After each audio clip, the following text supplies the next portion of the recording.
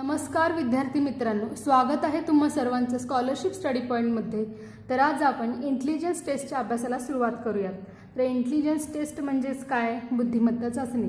याच्यातील first topic आहे comprehension. Comprehension म्हणजेच आकलन, आकलन म्हणजे समजून घेणे। तर याच्यामध्ये देखील परत 3 सब टॉपिक आहेत। First follow the instruction, number series आणि अल्फाबेट। तर फर्स्ट पार्ट आपण पाहूयात, फॉलो द इन्स्ट्रक्शन्स। तर अशा प्रकारच्या क्वेश्चन्समध्ये तुम्हाला लेटर्स, वर्ड्स किंवा सेंटेन्सेस दिलेले असतात आणि त्याच्यासोबत एक इन्स्ट्रक्शन दिलेलं असतं। त्याचं तुम्हाला व्यवस्थित आकलन करायचं आहे आणि त्याला करेक्टली तुम्हाला फॉलो करायचं आहे। तर अशा प्रकारचे क्वेश्चन्स सॉल्व्ह करताना काही पॉईंट्सचा आपल्याला अभ्यास करायचा आहे।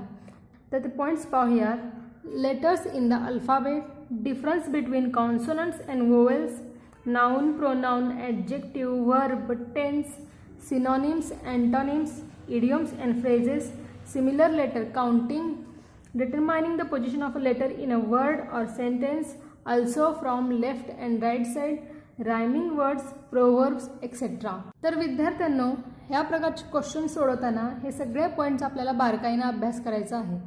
तर लेटर्स इन द अल्फाबेट, आता A to Z हे सगळ्यांनाच माहीत आहे, ABCD झेडपर्यंत, पण त्याचं पोझिशन काय आहे, त्याच्यामध्ये टोटल लेटर्स किती आहेत, हे सगळं तुम्हाला बारीक सारीक गोष्टी तुम्हाला शिकून घ्यायचं आहे। Difference between consonant and vowels, आता कॉन्सोनंट आणि वोवेल्समधला तुम्हाला फरक ओळखता आला पाहिजे। कॉन्सोनंट म्हणजे काय? व्यंजन, आणि वोवेल्स म्हणजे स्वर। इंग्लिशमध्ये 5 स्वर आहेत, ते कोणते? तर A, E, I, O आणि U। तर हे आहेत 5 स्वर A, E, I, O, U। आणि याला सोडून जे राहिलेले लेटर्स आहेत इंग्लिश अल्फाबेटमध्ये त्याला कॉन्सोनंट म्हणायचं, व्यंजन म्हणायचं। पुढे पहा, नाउन, नाउन म्हणजे काय? नाम। प्रोनाउन म्हणजे काय? सर्वनाम। ॲडजेक्टिव्ह म्हणजे विशेषण। व्हर्ब म्हणजे क्रियापद आणि टेन्स म्हणजे काय? काळ। तर या सगळ्या पॉईंटचा तुम्हाला अभ्यास करायचा आहे। सिनॉनिम, अँटोनिम्स, सिनॉनिम म्हणजे समानार्थाचे शब्द, अँटोनिम्स म्हणजे विरुद्धार्थाचे शब्द, इडियम्स अँड फ्रेजेस, इडियम म्हणजे शब्दसमूह आणि फ्रेजेस म्हणजे वाक्यप्रचार। Similar letters counting, similar letter counting करता आलं पाहिजे तुम्हाला। Determining the position of a letter in a word or a sentence, also left and right side. तर एखाद्या वर्डमध्ये तुम्हाला एखाद्या लेटरचा पोझिशन डिटरमाइन करता आलं पाहिजे किंवा सेंटेन्समध्ये करता आलं पाहिजे, आणि लेफ्ट साईड, राईट साईड यातील फरक तुम्हाला ओळखता आला पाहिजे। Rhyming words, proverbs etcetera. आता यमक जुळणारे शब्द, रायमिंग वर्ड म्हणजे काय? यमक जुळणारे शब्द।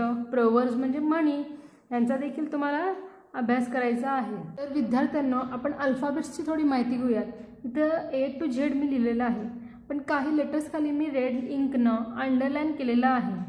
तर ते का केलेलं आहे? कारण A, E, I, O आणि U ह्या 5 वर्ड्स खाली मी अंडरलाईन केलेलं आहे। तर हे काय आहेत? तर स्वर आहेत। A, E, I, O, U 5 हे काय आहेत? स्वर। आणि रिमेनिंग जे लेटर्स आहेत अल्फाबेट्समध्ये ते सगळे कॉन्सोनंट्स आहेत। तर आता आपण याचं नंबर्स पोझिशन्स बघूयात। Aचं पोझिशन काय? 1, Bचा 2, Cचा 3, Dचा 4, असंच आपण प्रत्येकाला पोझिशन द्यायचं आहे। 6, 7, 8, 9, 10, 11, 12, 13, त्याच्यानंतर हा 14, 15, 16, 17, 18, 19, 20, 21, 22, 23, 24, 25 and 26। टोटल लेटर्स किती आहेत अल्फाबेटमध्ये? 26। तर अशा प्रकारे प्रत्येक लेटर्सचा आपण नंबर लक्षात ठेवायचा आहे। तो कितवा? आता 5th लेटर म्हणलं की E, 9th म्हणलं की I, असं आपल्याला लक्षात आलं पाहिजे। तर आता आपण पोझिशन कसं ओळखायचं? लेफ्ट आणि राईट पोझिशन। तर पोझिशन्स कसं ओळखायचं? तर रीडिंग करताना हे आपलं राईट हँड आहे। राईट हँडपासून जी साईड स्टार्ट होती त्याला आपण फ्रॉम द राईट असं म्हणायचं। ह्याला काय म्हणायचं? From the right, from the right side. आणि एपासून हे लेफ्ट साईडपासून, लेफ्ट हँडच्या साईडपासून आपण फ्रॉम द लेफ्ट म्हणायचं। ओके। तर रायटिंग करताना आपल्या राईट हँडच्या साईडनं राईट एंड स्टार्ट होतो आणि लेफ्ट हँडच्या साईडनं लेफ्ट एंड स्टार्ट होतो। तर तुम्हाला समजण्यासाठी एक एक्झाम्पल देते. हे पहा, इथे इन्स्ट्रक्शन हा वर्ड लिहिलेला आहे. टोटल लेटर्स किती आहे त्याच्यामध्ये एक काउंट करायचं आपण. 1 2 3 4 5 6 7 8 9 10 11. टोटल लेटर्स किती झाले याचे 11. तर सिमिलर लेटर्स काउंट करायचे ह्याच्यामधले आपल्याला. टोटल सिमिलर लेटर्स किती आहेत.